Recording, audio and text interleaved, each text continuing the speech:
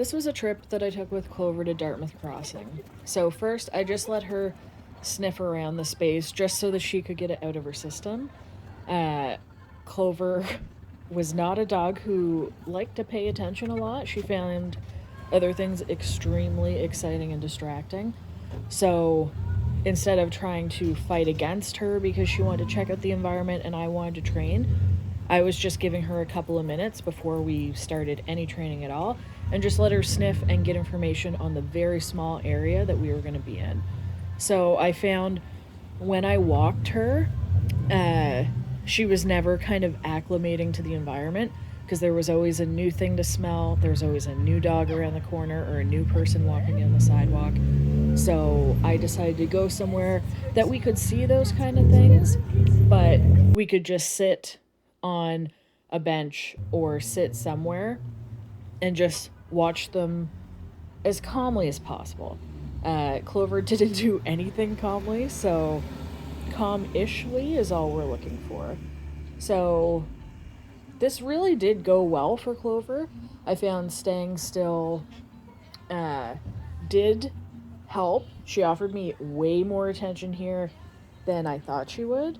Um, but some people might watch this and say this dog was barely paying attention to you. So everybody's got their different idea of what it should look like. This is a puppy who's 5 months old, who is becoming a teenager, knowing that she really, really likes other dogs and really likes other people.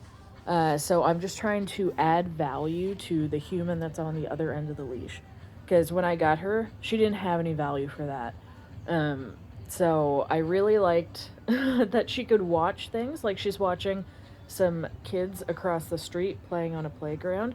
I think it was just like one or two kids, but she was able to look at them, get a little bit excited because they were moving around and making noise, and then be able to turn around and look at me without me having to like prompt her or call her name.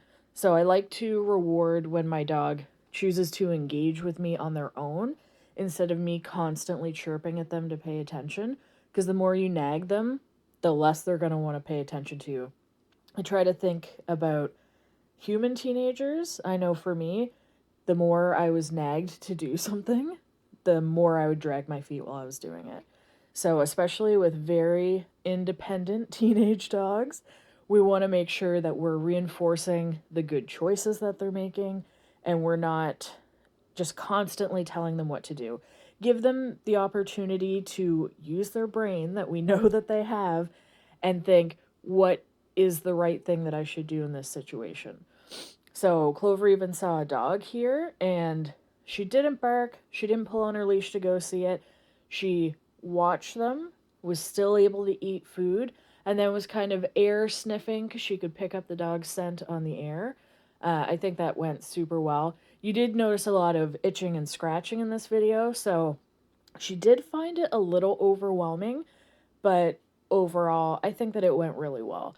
And then a car showed up, so I didn't want to be putting people on film, so we ended up ending it. But good job, Clover. This was good.